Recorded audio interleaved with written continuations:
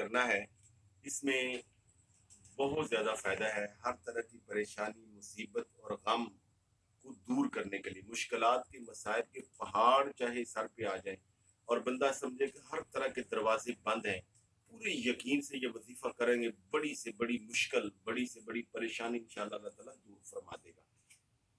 اور نہ صرف دور فرما دے گا، اگر آپ اس کو زندگی میں اپنا معمول بنا لیں کہ روزانہ یہ ہر کسی ایک نماز کے بعد اس وظیفے کو اگر آپ کریں گے، نہ صرف کہ مشکلات دور ہو جائیں گی، پریشانیاں دور ہو جائیں گی، بلکہ انشاءاللہ زندگی میں بہاریں آ جائیں گی، آپ کو آسانیاں نظر آئیں گی، کشائش آ جائے گی، برکات آ جائیں گی، اور زندگی سپیڈ اپ ہو جائے گی، سبق رفتاری آ جائے گی، آپ کے معاملات کے اندر تیزی آ جائے گی۔ اور یہ جو وظیفہ ہے بڑے بڑے اکابر اور بزرگوں نے بتایا، اور مجھے میرے اپنے وظائف میں ہے، میں آپ کو اجازت دے رہا ہوں اور بتا رہا ہوں۔ اور آپ نے نام سنا ہوگا قدرت اللہ شہاب نامہ میں پاکستان کے بہت بڑے بیوروکریٹ اور بڑی معروف کتاب ہے، شورا آفاق کتاب قدرت اللہ صاحب کی شہاب نامہ، اس کے اندر بھی انہوں نے اپنی زندگی کے جو اہم ترین وظائف ہیں ان میں سے ایک وظیفہ یہ بتایا۔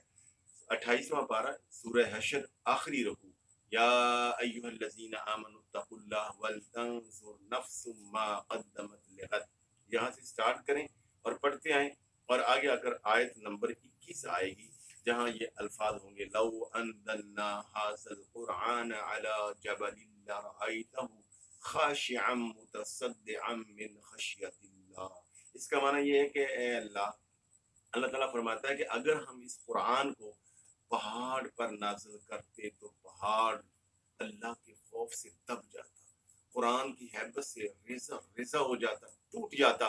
تو یہاں آ کے رک جائیں اور پھر آپ اپنی مشکل اور مصیبت کو سامنے رکھیں اور اللہ تعالیٰ سے تھوڑی دیر کے لیے تصور میں دعا کریں، یا اللہ میری یہ پریشانی ہے، مجھ پہ پہاڑ بن کے آ گئی، یا اللہ اس کو دور فرما دے۔ یا کوئی حاجت ہے، مثلا گھر لینا ہے تو گھر خریدنا میرے لیے ایک پہاڑ ہے، یا اللہ آسان فرما دے۔ گاڑی خریدنا پہاڑ ہے، آسان فرما دے۔ میرا یہ امتحان میرے لیے پہاڑ ہے، انٹرویو پہاڑ ہے، یا اللہ اس کو میرے لیے آسان فرما دے۔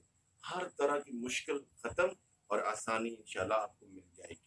یہ پڑھ کے آگے پھر پڑھنا شروع کر دیں، یہ التجا کر کے دعا کر کے آگے جا کے الفاظ آئیں گے، لہ الاسماء الحسنی، اللہ کے سارے ہی نام اچھے اچھے ہیں۔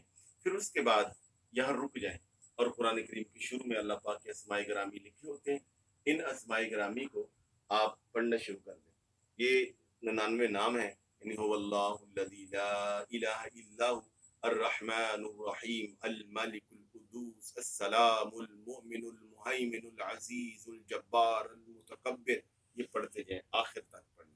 یہ پڑھنے کے بعد پھر لہ الاسماء الحسنی سے لے کر آیت کے آخر تک پڑھ کے تو قرآن مجید بند کر دیں۔ سورت بھی دیکھ کر پڑھ سکتے ہیں، نام بھی دیکھ کر پڑھ سکتے ہیں، پھر خوب اللہ تعالیٰ سے دعا کیجیے، انشاءاللہ مشکلات دور ہو جائیں گی، اللہ تعالیٰ آپ کی زندگی میں آسانیاں لائے گا۔ یہ وظائف اور یہ دینی پیغامات ہم آپ تک پہنچاتے رہتے ہیں، صدقہ جاریہ ہے۔ آپ سے بھی گزارش ہے کہ اس کو زیادہ سے زیادہ لوگوں تک شیئر کیجیے، لوگوں کو پہنچائیے۔